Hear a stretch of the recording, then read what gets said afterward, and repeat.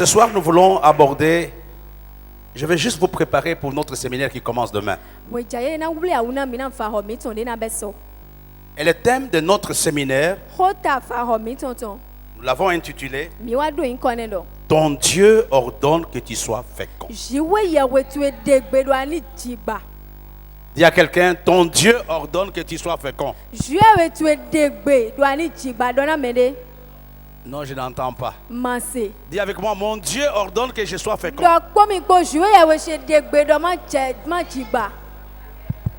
Mon Dieu ordonne que je sois fécond. Prenons la parole de Dieu dans le livre de Genèse chapitre 1. Le verset 28.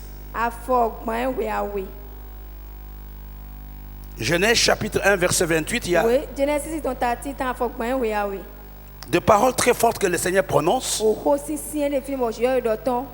Il dit ceci: Dieu le bénit et Dieu leur dit: soyez féconds, dominez sur les poissons de la mer, sur les oiseaux du ciel, sur tout animal qui se met sur la terre. Pour ceux qui lisent la Bible, cette parole, on l'appelle la bénédiction initiale de l'homme. C'est que Dieu avait prévu pour l'homme. Quand Dieu l'avait créé, il y a quelque chose que Dieu a dit. La première chose que Dieu va dire à l'homme: je te demande d'être fécond. Et la deuxième chose que Dieu dit à l'homme, c'était relatif à la domination. En fait, la bénédiction initiale de l'homme réside dans la fécondité et dans la domination. Dans la fécondité et dans la domination. Malheureusement, l'homme n'arrive pas à jouir de cela jusqu'aujourd'hui. Alléluia. Amen. Être fécond n'est pas du tout une option. Ce n'est pas un choix. C'est une obligation. Dieu n'a pas dit à l'homme: essayez d'être fécond. Il n'a pas dit: essayez d'être fécond. Ou je vous prie d'être fécond. Mais il avait dit: soyez fécond. C'est à l'impératif. Et il y a plusieurs passages dans la parole de Dieu qui nous montrent clairement que Dieu est sévère quand l'homme ne produit pas.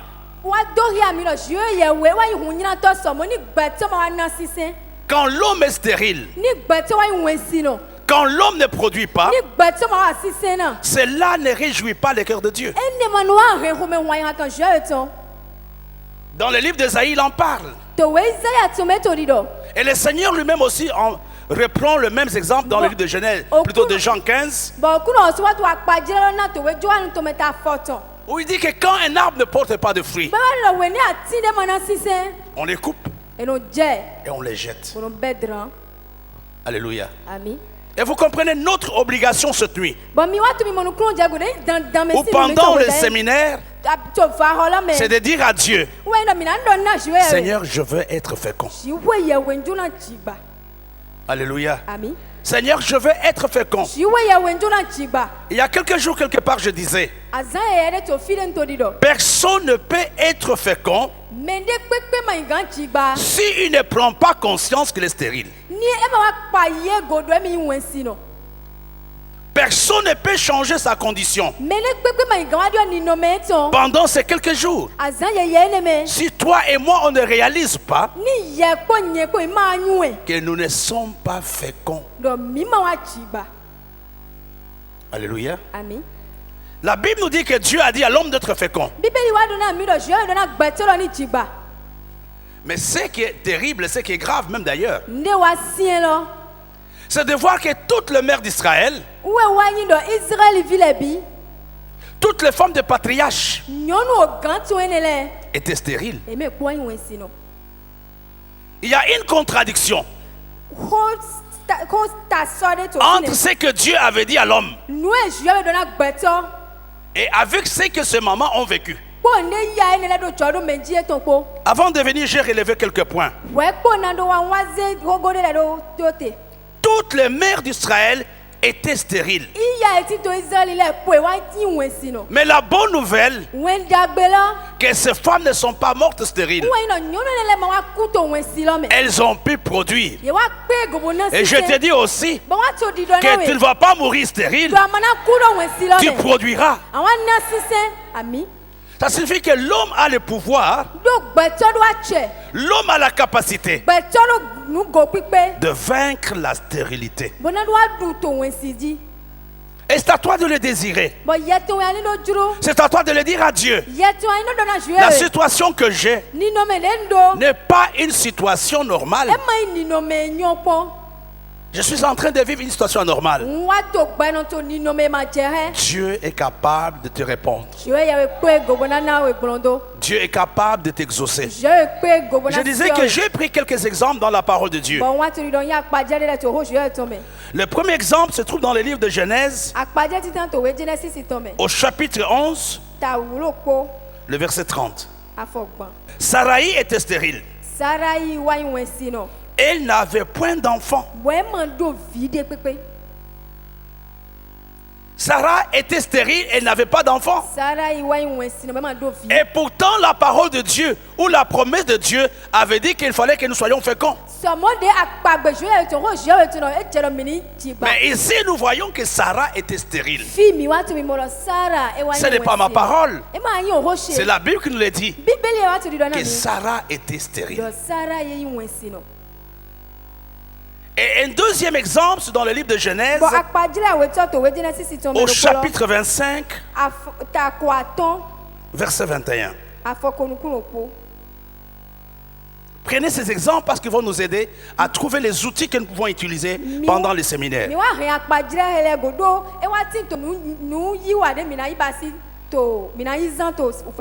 Genèse 25, verset 21. La Bible nous dit: Isaac implora l'Éternel pour sa femme, car elle était stérile. Non seulement Sarah était stérile, mais Rebecca aussi était stérile. Prenons un troisième exemple. Dans le livre de Genèse, chapitre 29, verset 31 au verset 32. La Bible nous dit: l'Éternel vit que Léa n'était pas aimée. Il l'a rendue féconde, tandis que Rachel était stérile. Ça, c'est le troisième cas. Mais il y a une chose qui est très importante. Nous voyons que la fécondité vient de Dieu. La fécondité véritable vient de Dieu. Et ce soir, si tu le désires, tu peux être fécond. Tu peux l'être réellement. Tu peux être fécond, je te le dis. La Bible nous a dit tout à l'heure, dans le texte que nous avons vu, de Esaïe, de Isaac. La Bible nous dit que Isaac, non, excusez-moi, c'est 25, verset 21. Isaac implora l'Éternel pour sa femme, car elle était stérile. Et l'Éternel l'exauça. Rebecca, sa femme, devint enceinte. La Bible nous dit que Dieu l'avait exaucée. C'est ta prière à toi ce soir. Seigneur, je me tiens devant toi. Je sais que je suis stérile. Et exauce-moi. La Bible nous dit qu'à cause de la prière d'Isaac,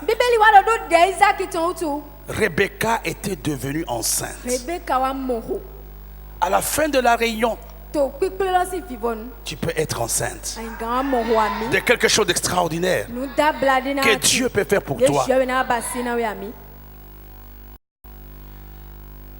Regardons un autre texte dans le livre de Genèse, chapitre 30. Vous me direz, il y a beaucoup de textes, mais c'est important. Genèse, chapitre 30, verset 1. Lorsque Rachel vit qu'elle ne donnait point d'enfant, elle porta envie à sa sœur et dit à Jacob, donne-moi des enfants ou je meurs.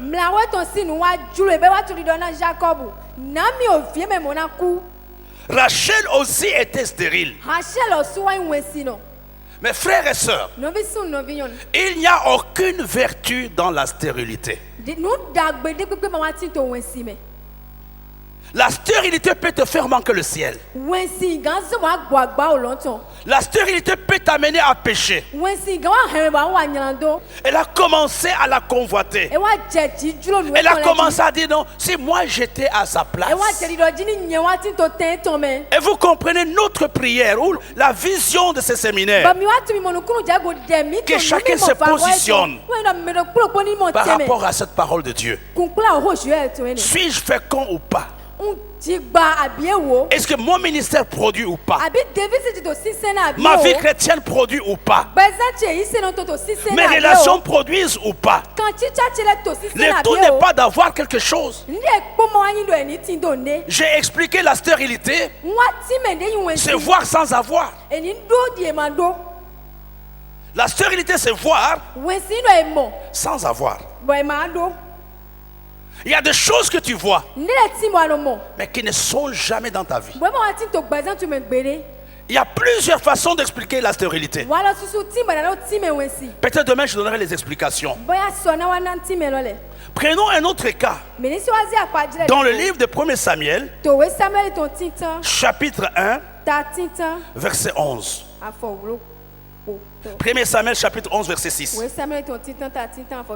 La Bible nous dit, on part d'Anna. Ça arriva à lui prodiguer de mortification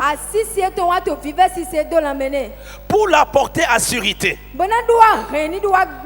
ce que l'Éternel l'avait rendu stérile.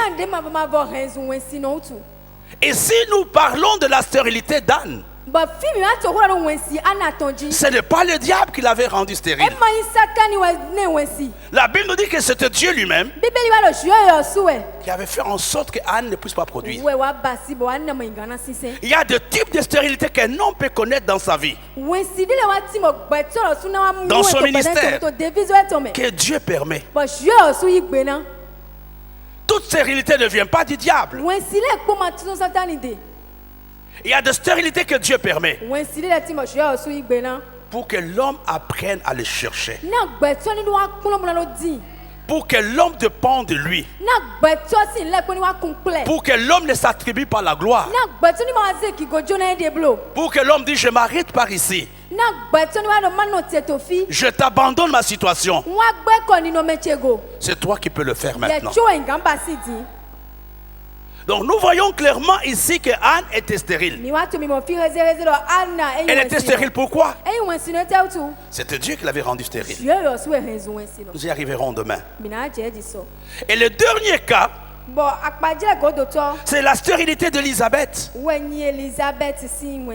Élisabeth n'était pas mauvaise, une mauvaise femme. C'était une femme qui craignait Dieu. Elle et son mari. Mais la Bible nous dit dans le livre de Luc chapitre 1 que Élisabeth était stérile. Alléluia. Je vous ai présenté 6 cas de toutes les mères d'Israël. Toutes étaient stériles, mais elles ne sont pas mortes stériles. Dis avec moi, je ne mourrai pas stérile. Non, ce n'est pas une bonne réaction. Dis avec moi, je ne mourrai pas stérile. Je refuse la stérilité. Et ce soir, je déclare que je serai fécond. Alléluia. Que je serai fécond. Pourquoi je vous ai donné tous ces exemples? Pourquoi je vous parle de toutes ces femmes qui étaient des femmes sérieuses, des femmes qui avaient la crainte de Dieu, mais qui étaient quand même stériles. Et il y a des choses que nous allons retenir ce soir qui peuvent nous aider à sortir de la stérilité. Alléluia. Dieu dit à l'homme, il dit ceci, quand il les avait bénis, qu'est-ce que Dieu leur avait dit? Hein? Qu'est-ce qu'il leur avait dit? Soyez, dis à ton voisin, sois fécond. Dis encore, sois fécond. La première chose que j'aimerais que tu comprennes, on y arrivera. Tu ne peux pas être fécond quand tu n'as pas de sémence.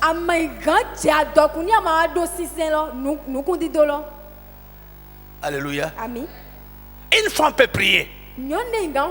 Quand il n'a pas la sémence de son mari, elle ne sera jamais enceinte. On ne peut pas parler de la fécondité sans faire allusion à la sémence que chaque personne doit avoir.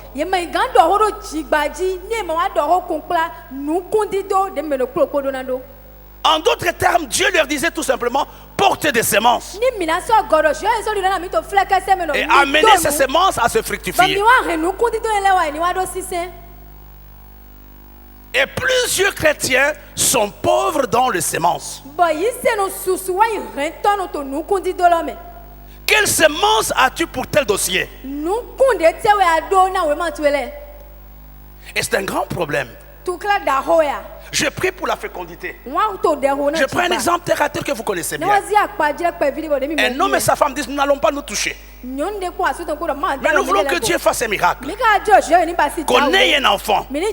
La femme dort au salon. Le mari dort dans la chambre à coucher. Il peut prier pendant 40 ans. Il n'y aura jamais de fécondité. Non, entre nous, c'est vrai ou non? Est-ce qu'ils ne prient pas?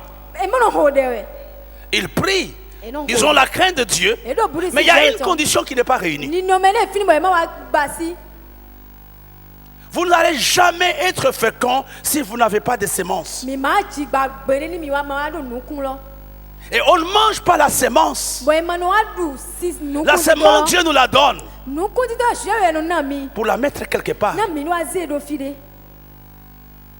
Il y a un domaine dans lequel tu es stérile. Tu as besoin de s'aimer pour ce domaine-là. Tu as besoin de dire, je sème. Alléluia.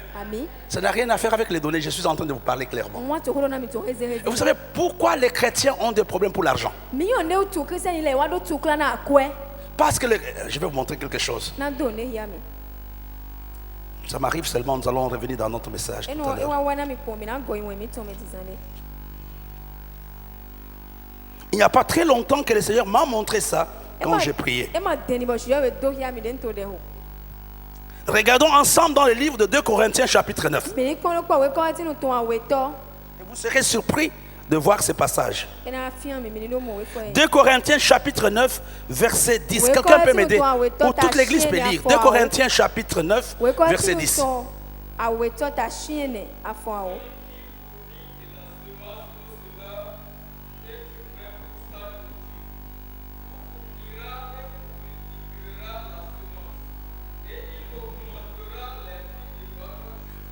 Écoutez, Dieu nous donne deux choses. Il nous donne la sémence et il nous donne la nourriture. Vous voyez ça?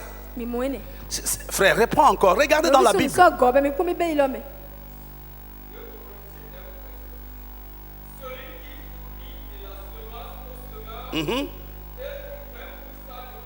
Il dit, il fournit de la sémence et du pain pour sa nourriture. Quel est le problème que nous avons? Nous confondons la sémence avec la nourriture. Dieu nous donne deux choses. Il nous donne la sémence et il nous donne la nourriture. Mais les chrétiens, qu'est-ce que nous faisons? Nous mangeons tout. Et il n'y a plus de sémence. Vous avez compris un tout petit peu? Il y a deux choses. Quand tu ne distingues pas la sémence de la nourriture, tu ne seras jamais fécond. Tu ne seras jamais fécond. Il n'y a pas très longtemps, j'ai prié pour notre église. Dieu me dit, le problème n'est pas là. Ce n'est pas moi le problème. Le problème c'est que le chrétien confonde la semence et la nourriture. Et ça c'est général. Quand tu ne distingues pas la semence de la nourriture, même dans le naturel, moi je connais un peu la terre. Quand un fermier prend tout le maïs, il mange. La saison suivante, il n'aura pas de semences. Parce qu'il a déjà tout mangé. Et c'est ce que nous faisons souvent. Quand Dieu nous bénit, nous ne distinguons pas la semence de la nourriture. Et nous mangeons tout. Et nous commençons maintenant à être dans la stérilité. À qui Dieu parle cette nuit. Et là, c'est important de distinguer la semence et la nourriture. Personne ne touche à la semence. J'avais des parents qui cultivaient. Même si on avait fait, ils disaient, ces bonnes semences, on les garde. Pour que nous ayons la bonne saison. Le meilleur de vos bénédictions ne vous appartiennent pas. Le meilleur de vos bénédictions appartiennent à celui qui a donné la semence. Appartiennent à Dieu. Il n'y a pas d'amen. Appartiennent à Dieu, ce n'est pas ça encore notre message. Et j'aimerais ce soir que chacun se positionne. Dis Seigneur, entre moi je suis stérile. Le problème c'est que tu n'as jamais eu de semence pour ta vie. Tu n'as jamais eu de semence. Tu confonds la nourriture de la semence. La nourriture et la semence ont la même couleur. La nourriture et la semence ont le même goût.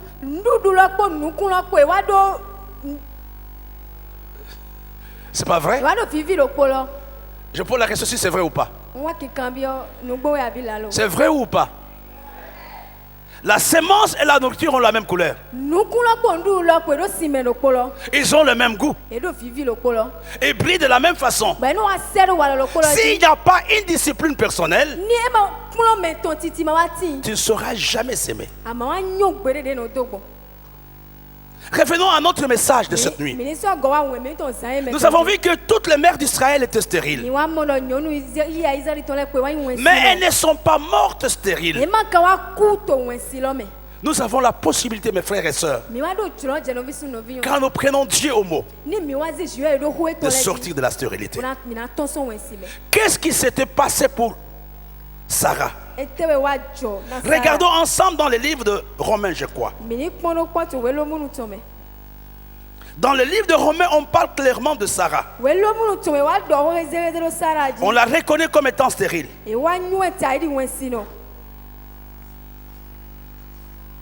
On la reconnaît comme étant stérile. Mais comment est-elle sortie de cette situation?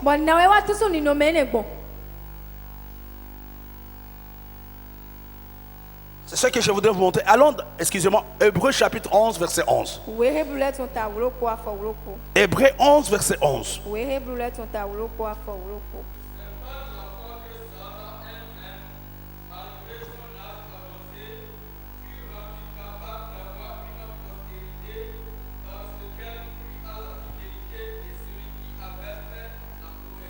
Ici, on ne parle pas de la prière de Sarah. Sarah était stérile, c'est ce que la Bible nous dit. Que c'est par la foi. La première chose, c'est croire que c'est possible. Croire que ta situation n'est pas définitive. C'est par la foi, par la persévérance de Sarah, par la confiance qu'elle avait dans la promesse de Dieu. Sarah n'a pas regardé à son corps. Elle avait déjà atteint la ménopause. Son mari était déjà usé. Malgré ces choses, Sarah a cru. La première chose qui peut t'aider à sortir de la stérilité, à être fécond, c'est quand tu crois dans ce que Dieu dit. Quand tu crois dans ce que Dieu dit. Quand tu crois à la puissance de Dieu. Quand tu crois à ce que Dieu a fait. Il y a quelques jours, un ami m'a raconté une histoire. Il est pasteur à Yaoundé. Il a fait un enseignement, rien n'est impossible à Dieu. Et une sœur s'était saisie de cette parole. Une sœur s'était saisie de cette parole. Elle est rentrée chez elle. Et ça faisait des années qu'elle cherchait à se marier. Mais elle n'arrivait pas à avoir un enfant. Mais elle a suivi le message que rien n'était impossible à Dieu. Elle est rentrée chez elle vers 22h. À 23h, elle était fâchée contre Dieu. Elle dit, Seigneur, en tout cas aujourd'hui, ou tu me donnes un mari, ou toi-même tu m'épouses.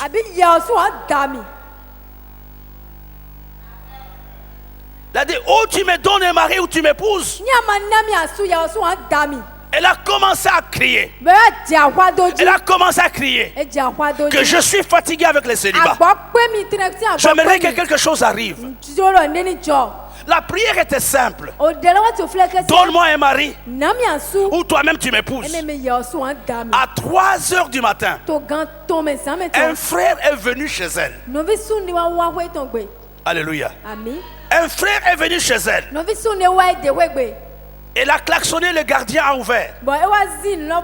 Elle a commencé à frapper à la porte de la sœur. Et la sœur ouvre les rideaux. Il voit un frère de l'église. Elle lui parle, dit, mais sœur, frère, tu sais que c'est interdit dans notre église que le frère et sœur se voient tard comme ça. Il a dit, ma sœur, je ne viens pas te faire la cour. C'est une question de vie ou de mort. Ouvre la porte, je vais te dire quelque chose. Et la sœur a réveillé une autre sœur qui était avec elle dans la maison. Il a dit, sois un peu là, on ne sait jamais avec ces hommes. Il a dit, depuis 22h, j'entends une voix qui me dit que je dois t'épouser. Si je ne t'épouse pas d'ici demain, je risque de mourir.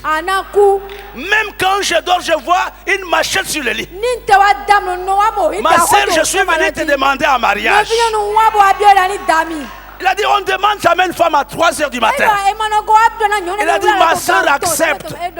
Ils ont appelé mon ami. Ils ont dit au pasteur, est-ce que nous pouvons venir chez toi? Ils sont partis voir le pasteur 4h du matin. Il dit, mais qu'est-ce qui se passe? Vous êtes des amants? Il a dit, non.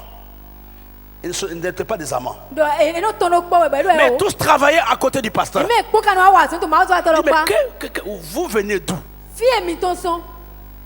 Vous venez d'où à 7h? Le frère explique, dit, pasteur, depuis 22h, une voix me dit d'épouser la soeur. Sinon, je vais mourir. Le pasteur dit, mais tu es fou. Une voix. Et la sœur dit, pasteur, depuis 22h, j'ai fait une prière dangereuse. J'ai dit à Dieu de m'épouser ou de me donner un mari. Le dimanche, on a annoncé le mariage à l'église. Un mois après, ils se sont mariés.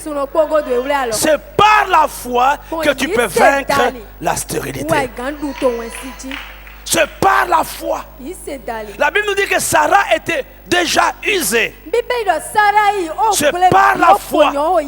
Elle a eu confiance dans la parole de Dieu. Elle a eu confiance dans les promesses de Dieu. Qu'elle a eu une solution à sa situation. C'est la même chose pour toi cette nuit. Ta confiance en Dieu. Peu importe ce que tu vois. Peu importe ce que les gens te disent. Tu finiras par porter des fruits. Tu finiras par trouver une solution. Nous voyons que Sarah était sortie de sa situation. Non à cause de la prière. Mais elle a eu confiance dans les promesses de Dieu. Et vous savez, c'est terrible aujourd'hui. Très peu de chrétiens croient dans la puissance de Dieu. Très peu de chrétiens croient dans la parole de Dieu. Mais bien aimé, il n'y a pas plus puissant que la parole de Dieu. Les hommes peuvent se tromper. Mais la parole de Dieu ne peut pas se tromper. J'aimerais que tu crois aux promesses de cette parole. Que tu dises, cette parole me concerne. Cette parole, je peux la voir. Cette parole, je peux la vivre. Cela est possible. Ça, c'est la première chose. La stérilité de Sarah avait été résolue grâce à la foi de Sarah. Elle a cru dans la puissance et dans la promesse de Dieu. Mais le deuxième cas que nous avons vu, c'est le cas de Rebecca. Et la Bible nous dit, pour le cas de Rebecca, nous l'avons vu tout à l'heure dans la parole de Dieu, c'était son mari qui avait intercédé. La deuxième chose, l'intercession. L'intercession crée des choses. L'intercession établit les choses.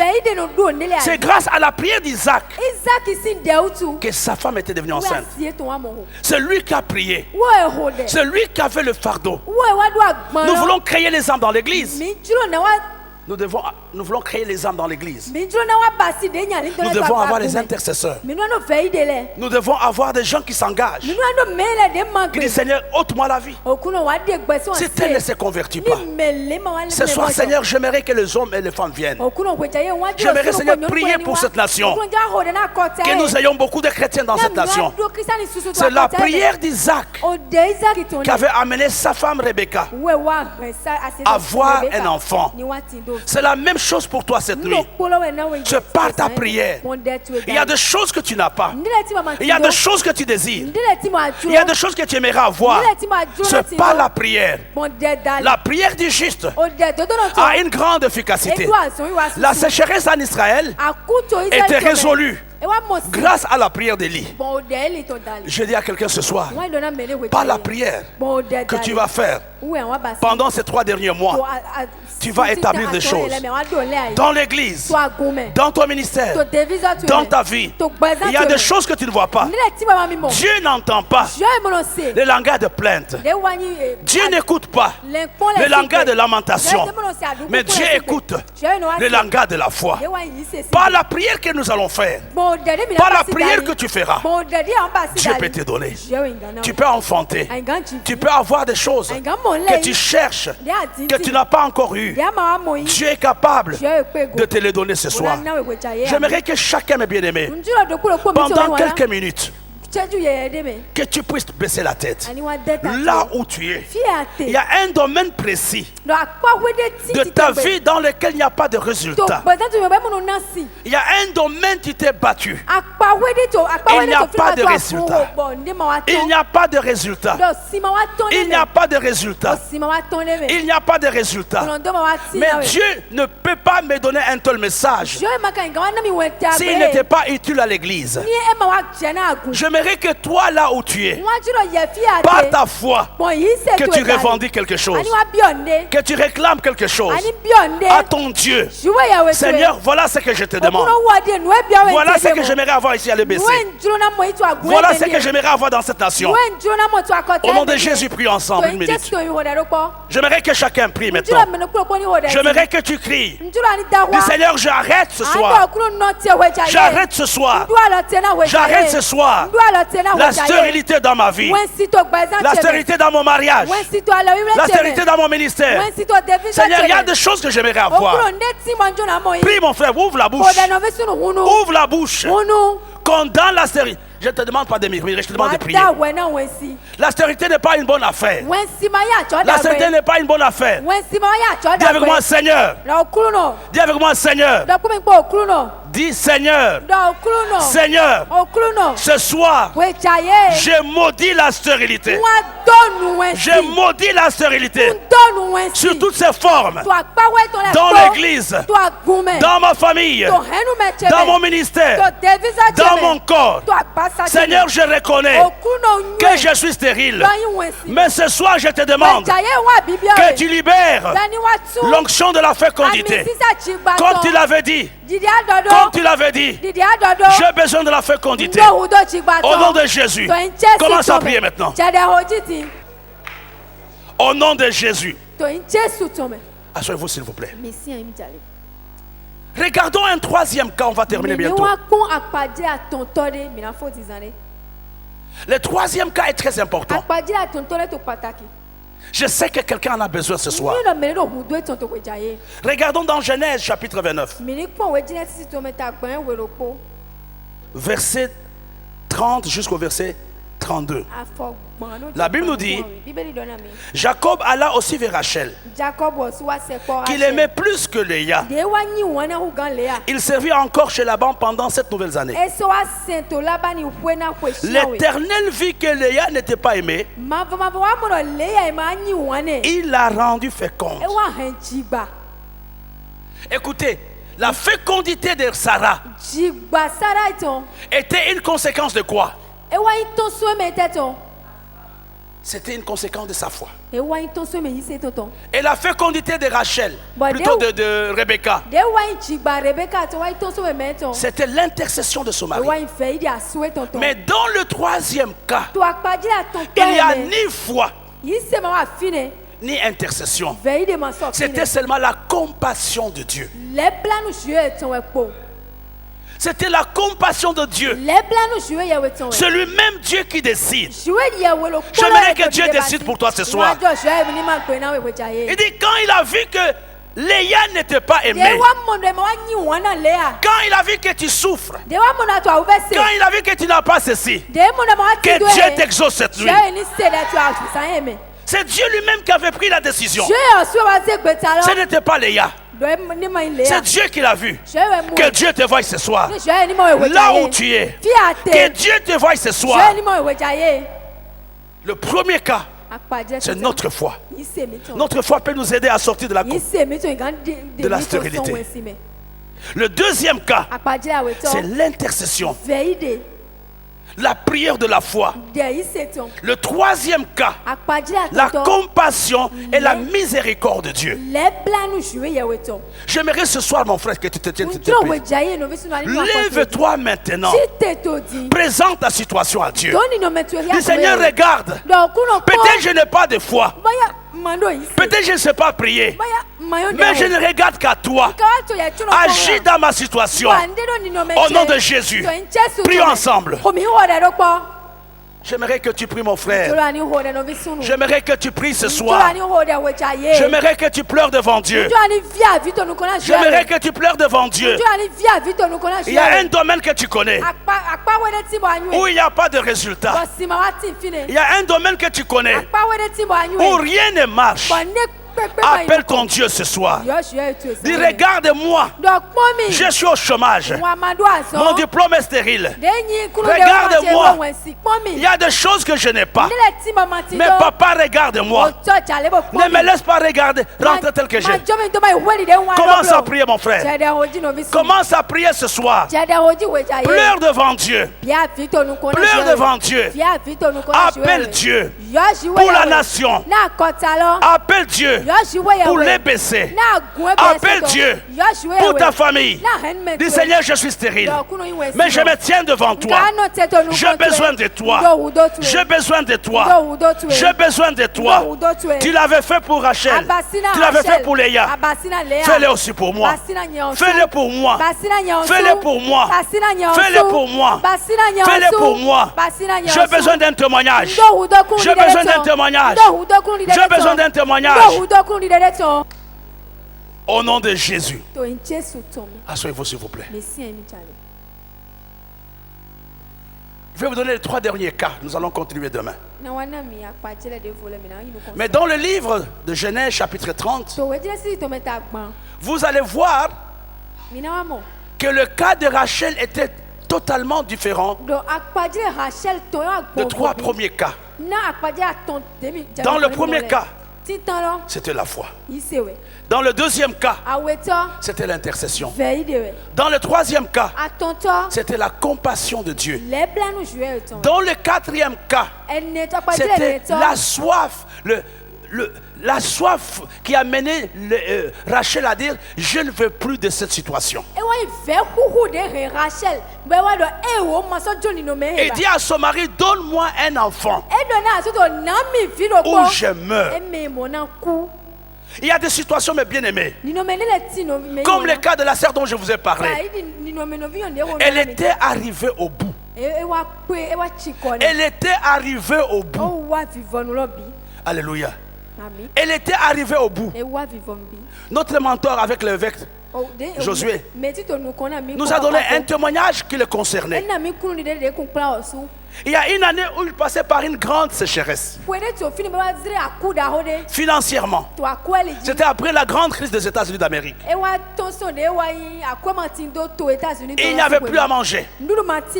Il avait 2 enfants. Et il était à l'école biblique. Et sa défunte femme a commencé à les harceler. En disant en tout cas, on a des bébés.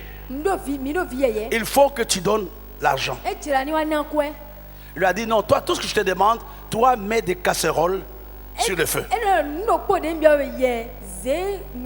La femme dit je viens de mettre les casseroles sur le feu. Il a dit mets beaucoup d'eau dedans. Elle a mis l'eau. La femme dit que l'eau est en train de bouillir.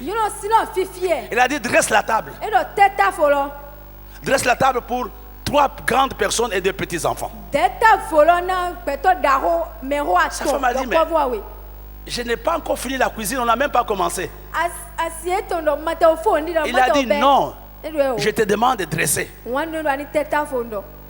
Et la femme a dit j'ai fini de dresser.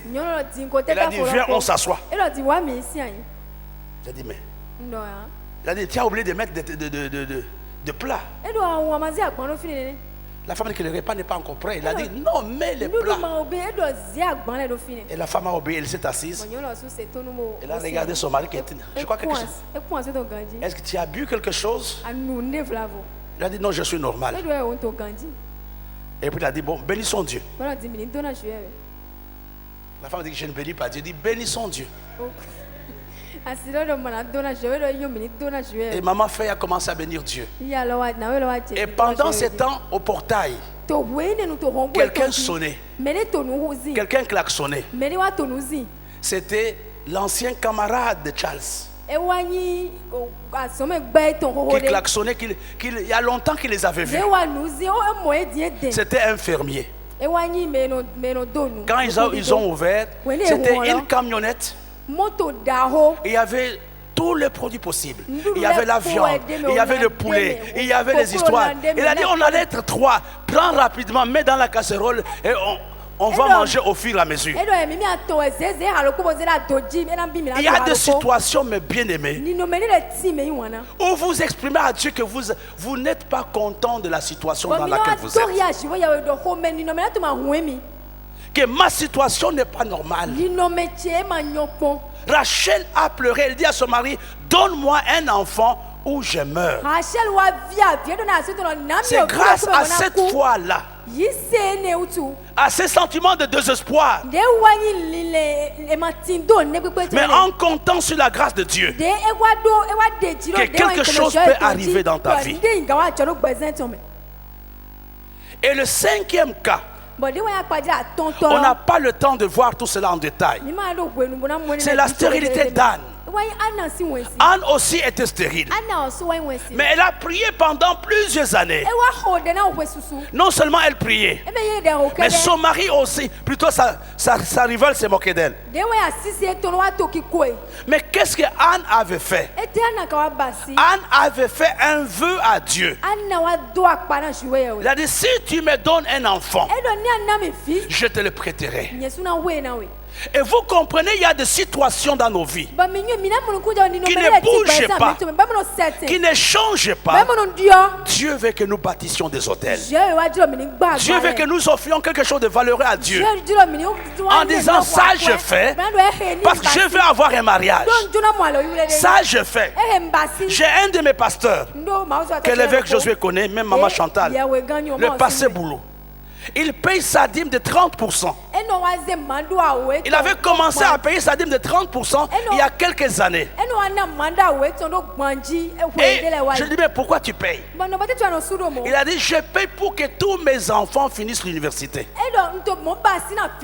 Et non seulement qu'ils finissent l'université, mais qu'ils aient un bon emploi. Et par la grâce de Dieu, ces enfants ont fini de grandes études. Et ce sont des ingénieurs dans des fermes internationales. Et vous comprenez, aujourd'hui, plusieurs, nous voulons de Dieu quelque chose, mais nous n'avons pas de semences. Nous n'avons pas de choses sur lesquelles Dieu peut être touché. Nous prions pour avoir ceci. Il y a des jours où tu peux dire, Bishop, voilà ce que je te donne. Voilà ce que je donne. Voilà ce que je sème. Parce que je veux que ma situation change. Devant le fléau qui tombait sur Israël, ce n'était pas la prière de David. Ce n'était pas la repentance. Ce n'était pas la foi. C'était le bâtissement de l'autel qui avait amené ce que Dieu arrête la plaie. Et aujourd'hui, nous avons des situations que nous traînons et traînons depuis des années. Depuis des années. Mais pourquoi ne peux-tu pas t'arrêter comme Anne, en disant aujourd'hui, j'ai déjà suivi des séminaires, j'ai déjà prié, Bishop Josué, voilà ce que je fais aujourd'hui, parce que je veux que ma situation change. Écoutez, ce que Anne avait fait était une chose carrément insensée. Elle dit, elle attendait cet enfant. Elle dit, donne-moi cet enfant. Dès que tu me le donnes, je te le donne. Qui était sûr qu'elle allait encore avoir un autre enfant? Personne. Mais ce qui est vrai, que Dieu n'est débiteur de personne. Vous n'allez pas mettre Dieu à l'épreuve sans qu'il puisse vous surprendre. Vous n'allez jamais l'étonner, mais lui va vous étonner. Et vous comprenez le véritable problème que nous avons aujourd'hui. Nous voulons d'abord avoir Samuel avant de donner. On paye même la dîme par anticipation. Quelqu'un peut payer la dîme par anticipation. Ça signifie quoi? Je paye la dîme du salaire que j'attends de Dieu. Voilà ce que j'attends de toi. Je vais commencer à payer ma dîme de 100 000, ma dîme de 50 000. Elle est comme que les chrétiens, même les 50 000 qu'ils devraient donner, ils coupent en deux. Tu coupes ta bénédiction en deux. On aura l'occasion d'en parler. Mais j'aimerais seulement vous dire qu'Anne était sortie de la stérilité grâce au vœu qu'elle avait fait, grâce à son hôtel qu'elle avait bâti. Pendant le séminaire, pendant le mois, tu peux bâtir ton hôtel. Bâtir l'hôtel est une activité normale des chrétiens. Tu ne dois pas te fatiguer. Que j'ai bâti l'hôtel hier, aujourd'hui je ne fais plus rien. La Bible nous dit dans Ecclésiaste que nous devons continuer à s'aimer, parce que nous ne savons même pas quelle est la semence qui portera des fruits. Donc même si tu as déjà fait des choses avant, mais c'est chaque jour que tu dois le faire. Et vous comprenez que Anne est sortie de la stérilité grâce à son vœu. Bien sûr, elle avait prié, mais c'était son vœu et la parole de son sacrificateur. Grâce à l'alliance, si vous voulez bien. Anne avait fait une alliance avec Dieu. Et une alliance se fait toujours entre deux personnes. C'est toi qui donnes et Dieu l'agrée.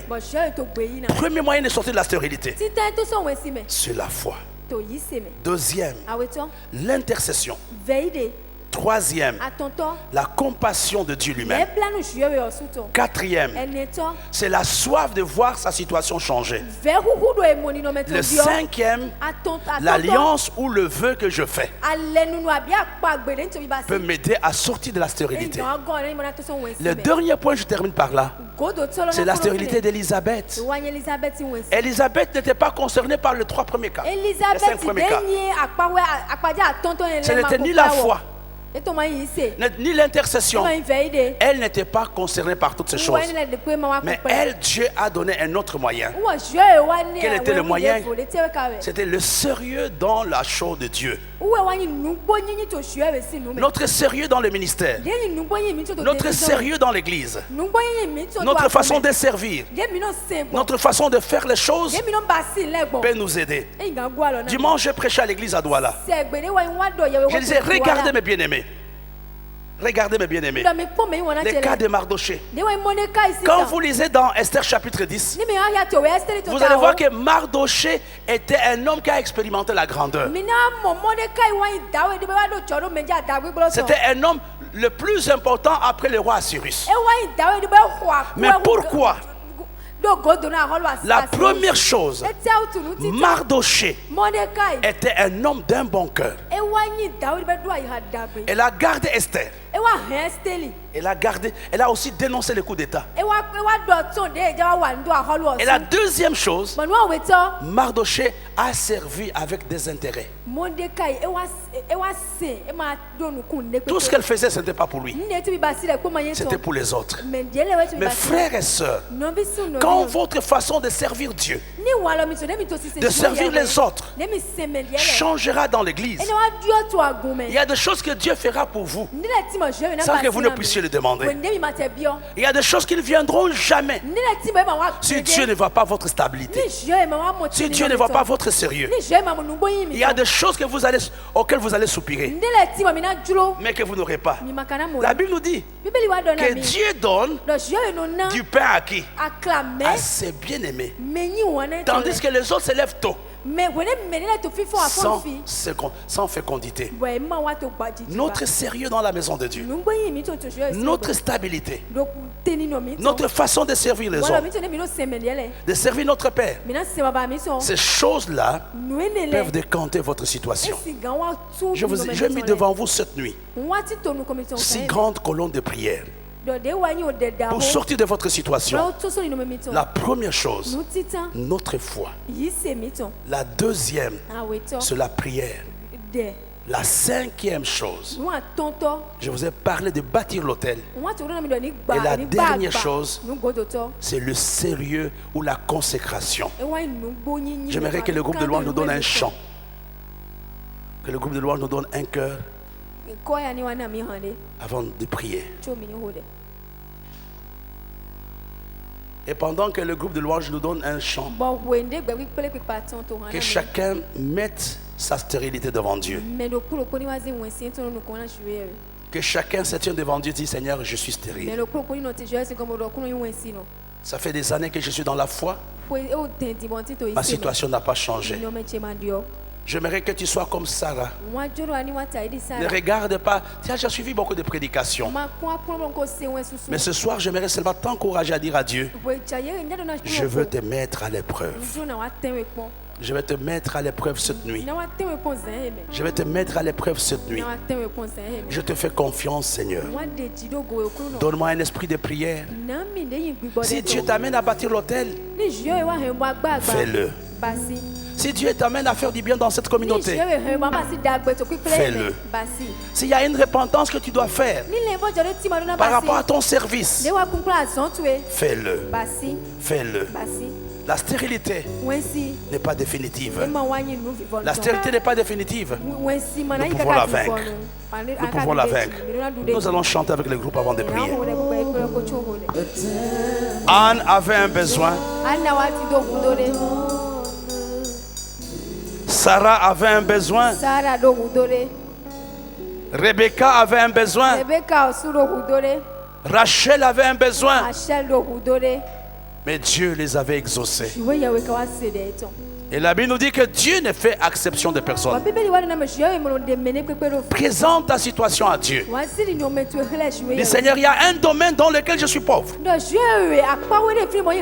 Peut-être au niveau de mes relations, au niveau de ma santé, au niveau de mon ministère. Je me tiens devant toi ce soir. Exauce-moi. Au nom de Jésus. Prions ensemble. J'aimerais que chacun prie. Que chacun prie. Dis, Seigneur, ce soir, je me tiens devant toi. Seigneur, notre Père et notre Dieu, c'est ta parole, notre Père, que nous avons proclamée. C'est toi qui nous as ordonné d'être féconds. Et tu connais toutes les situations qui nous font pleurer. Tu connais toutes les situations dans lesquelles nous n'avons pas de résultats. Seigneur, ce soir, comme Anne, nous avons nos yeux fixés sur toi. Seigneur, ce soir, comme Léa, nous comptons sur ta compassion, Dieu. Interviens dans la vie de ma soeur. Interviens dans la vie de mon frère. Rends nos ministères notre Père et notre Dieu. N'est-ce pas toi qui avais rajeuni les côtes d'Abraham? Seigneur, partout où il y a des tombes, notre Père et notre Roi. Partout où il y a la stérilité, Seigneur. Nous voulons que la pluie nous arrose ce soir. Nous voulons, Seigneur, proclamer pour ces séminaires. Nous voulons proclamer pour l'Église. Nous voulons proclamer pour nos vies. La fécondité, Seigneur. La fécondité, Seigneur. La fécondité, Seigneur. La fécondité, Seigneur. La fécondité, Seigneur. Dans tous les domaines de notre vie. Sur le plan matériel. Sur le plan relationnel. Sur le plan financier. Sur le plan spirituel.